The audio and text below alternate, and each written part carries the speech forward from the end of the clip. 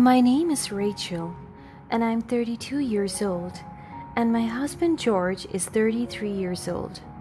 We have always had a happy go lucky marriage, that is, until his parents decided to ruin everything. His parents, Helena and Dave, lived fairly closely to our house, but they always insisted on coming to our home to visit, which wasn't a bother at all until my in laws would come to our house all the time. When I mean all the time, I mean we eat dinner with them 5 to 7 times a week. And sometimes they come early enough to eat lunch with us. I can't escape them. Dave doesn't think it's a problem. He went as far as to give his mom a key to our house. So, when I come home from work, I see them sitting in our living room, using our TV and eating all our snacks. They tended to eat all of our food, and because of that, I had to buy a surplus of groceries, which I tell you, I don't mind it, but the problem is Helena constantly criticizes my cooking. I got so fed up that I said, well, why don't George and I come over to your house and you can show us how it's done? I said it playfully, not to start an argument. No way, the house is a mess. It's always a mess. I couldn't help but add, there was always an excuse for us not to come over. Honey, ease up. Well, I'm sorry. What else could I say? How about Helena just makes the food here? It will help ease the stress when you get home from work.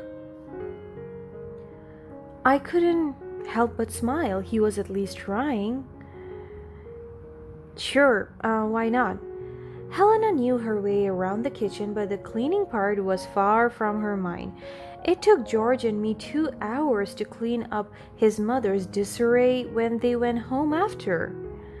I should be happy that his parents are still well and moving around. My parents unfortunately passed away when I was young, so maybe I was being a little harsh on them. But my attitude quickly changed the following day. The in-laws were over as usual. They were lounging in our living room talking about George. I was in the office, trying to buy baseball tickets as the season was approaching. George was a massive fan of the sport. I didn't care much for it, but hey, he loves it, so I do too. Hey, could you show me where the salt shaker is again? I can't find it. Helena wanted to cook us dinner again. It should be where it always is, the cupboard close to the oven. I can't find it. I got up from my seat and headed towards the den that was connected to our kitchen. Helena called back, when you find it, please just put it on the kitchen table. I have to use the restroom real quick. As I said, the salt shaker was where I had last put it. I shook my head in dismay. Helena entered back into the kitchen, mumbling a thank you. I grabbed a cup of water, drinking it while briefly listening in on my husband's conversation with his dad before stepping back into my office. I proceeded to buy the tickets, aimlessly trying to grasp the debit card I had left on my desk. That's odd.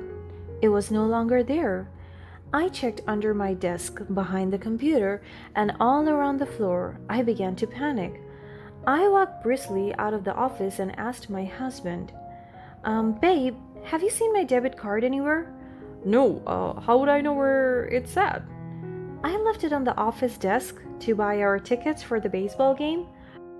No, honey, you left it in the dining room when you grabbed water, but don't worry, I found it. She handed me back the card. That's so odd. What's odd? I didn't bring my card into the dining room. You must be silly. Why else would it be in here? Remember, you went to find the salt for me? Oh no, you must be losing your memory quicker than I am. Goodness. She teased. I may have bought it in here, but why? I soon forgot about the incident because it didn't matter really. I thought Helena was right. My husband and I went to the baseball game. So far, we have been having a fun day. Finally, we were able to be with ourselves without the in laws. We got a bit hungry during the game, so we decided to grab some snacks at the concession stand. My husband reached for his wallet and proceeded to search for his cash. Oh, that's strange. What's wrong? I set aside cash for the game specifically, but it's gone. How much money? About $40 to $60? I didn't understand how it could go missing. We concluded that someone must have slipped the cash out of my husband's wallet when he wasn't looking while we were watching the game, or that it slipped out. Either possibility wasn't that believable, but who else could we blame? He paid with his debit card and we ate our food while watching the game. It was 7 o'clock when it ended, and we both were so tired. I couldn't wait to lay down in bed and get some sleep. Boy, was my plan ruined. As we entered our house, I got a whiff of smell coming from our kitchen. When I looked to the right, where the living room was, my father-in-law and mother-in-law sat and talked amongst themselves. What were they doing here? Hi, guys. Hi. I glared at George, who was staring in shock at the appearance of his parents. Oh, what are you guys doing here? We told you we'll be out late at the baseball game. We thought it would be an excellent idea to make dinner for you two again. You could have hosted at your house. We weren't expecting guests. Guests? We're family. I didn't think we had to announce it we came to visit. Why not? This is our home. I think it's rude to come whenever it pleases you. Honey, no, it's fine. Wow, you showed your true colors. Come on, Dave. Help me pack the food and we'll be on our way. Mom, Dad, it's okay. Rachel's just a grumpy mood from staying out all day. Please stay. I bit my tongue hard to contain my anger. I couldn't believe he was letting them off the hook. There has to be some boundaries that should be consistently met. No, it's okay. We'll leave. She packed up everything, but of course she didn't bother to clean the dishes or the kitchen. She even left the oven on. That night, George and I had a huge argument. Why can't you get it, George? They're constantly crossing boundaries and then trying to make us feel bad. They're my parents. What do you want me to do? I'm their only child. I wouldn't expect you to understand. What's that supposed to mean? Nothing. No, say it. Say that I wouldn't understand because I don't have parents. Say it.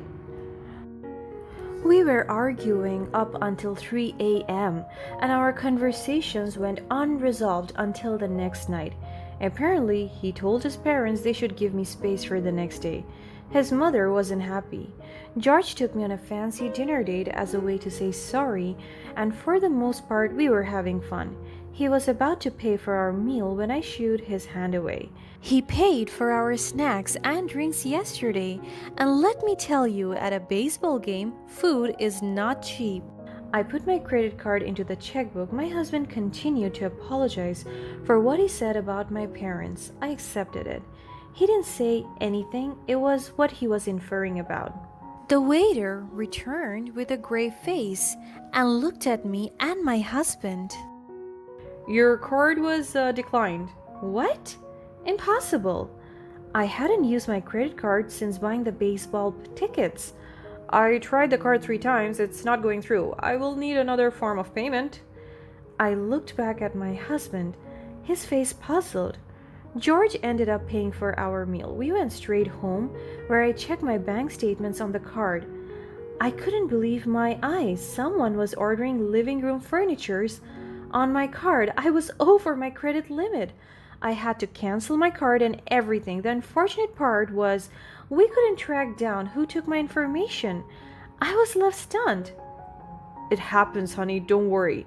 They're mailing you a new card in a few days. Yeah, I know, but it's still annoying. I know. Do you want some dessert to make yourself feel better? Well, of course.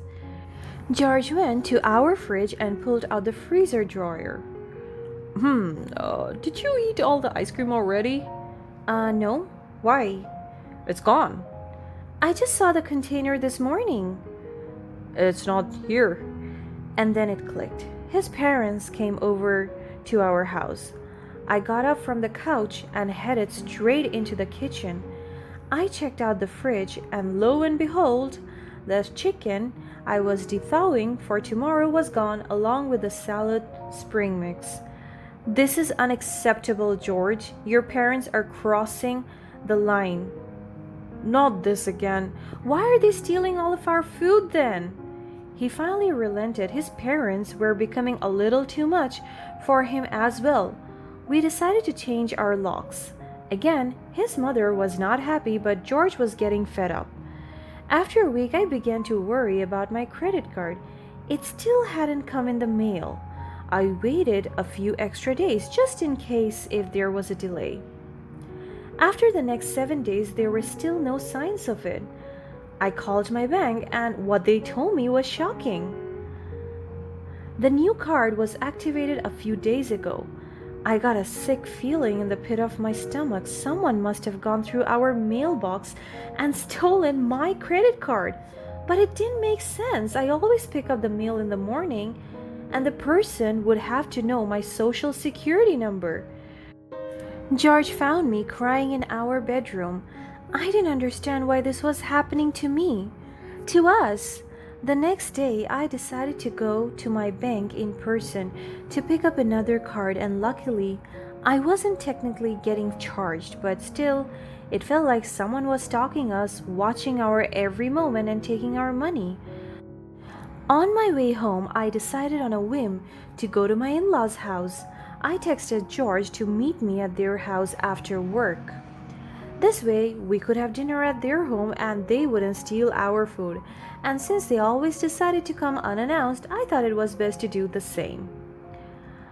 I knocked on their door and waited a few seconds before someone opened the door, but it wasn't Helen or Dave. Instead, I met with a girl in her late teens. Hello, is Helen or Dave home? No. My parents' names are Shelby and Kenny.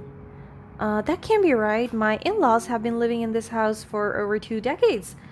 Well, I guess not anymore. We moved here last fall. That was when my in-laws started coming to our house. What's going on? I left in such a rush, already pulling out my phone to dial George's number, but I stopped before pressing the call. Helena and Dave were lying to us for a reason, but why? I know I should have told my husband about this discovery. I felt my in-laws were lying about more than just their living arrangements, and if I told George, they would continue their web of lies. I needed evidence and definitive proof. That evening, Dave and Helena came over for dinner.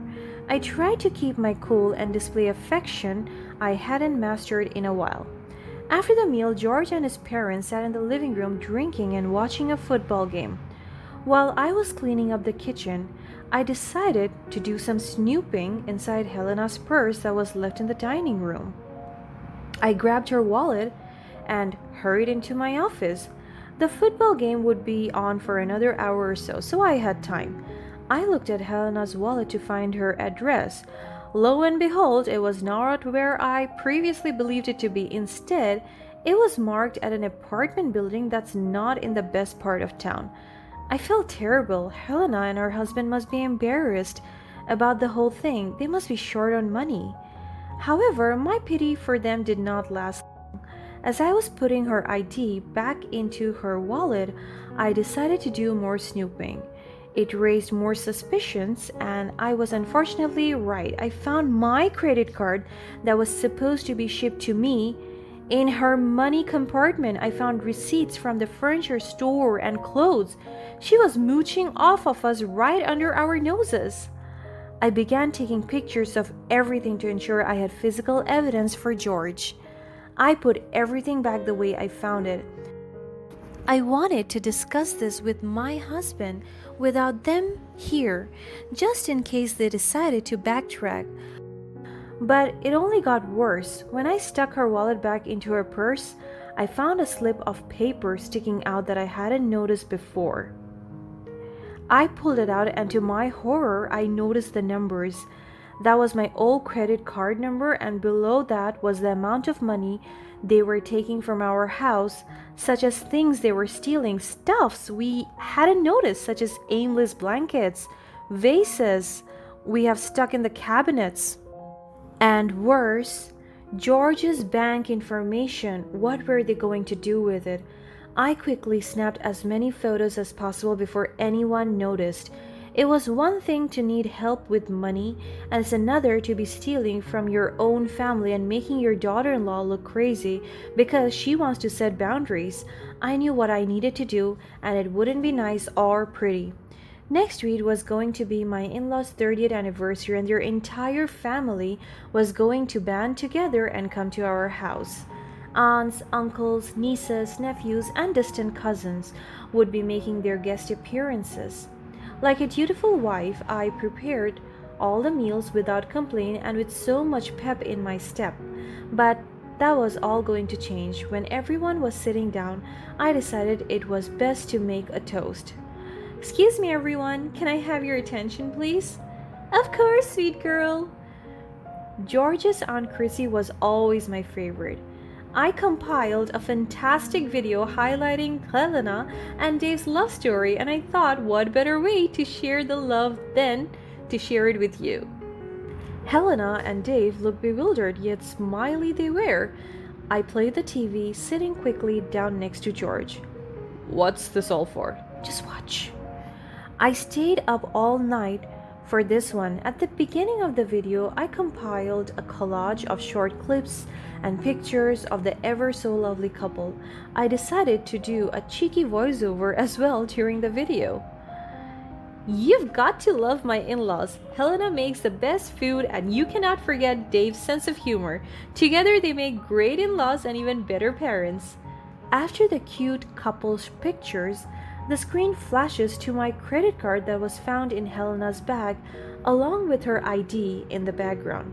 "There's just one problem. Helena and Dave said it was a good idea to steal my credit card and have my husband's bank account information."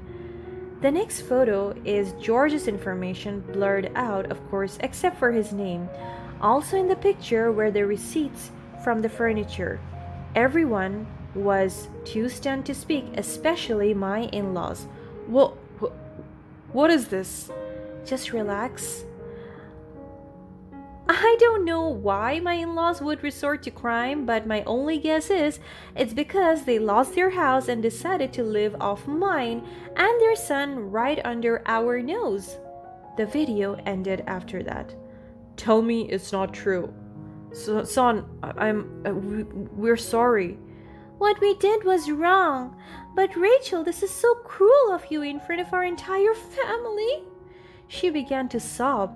Her sister, that was sitting next to her, began to pat her back. George was not happy with me. He said I had embarrassed him in front of the family, stating if I really cared about his parents and him, I should have spoken to them about it privately. What he seems to forget is how soft he is to his parents. He continuously excuses their behavior, and I was afraid it would only continue. Hell, he only started to care when they ate his ice cream. His attitude changed when he went over to his parents' real house. On the outside, it was a small apartment, but inside there was nice furniture, lamplights, and a brand new flat-screen TV. They were leeching off their son by stealing physical cash under George's nose. He always carries money on him. And the fiasco. We moved out of state, away from his parents. George hasn't spoken to them in over 3 years. It's unfortunate, but at least we have extra money in our pockets now.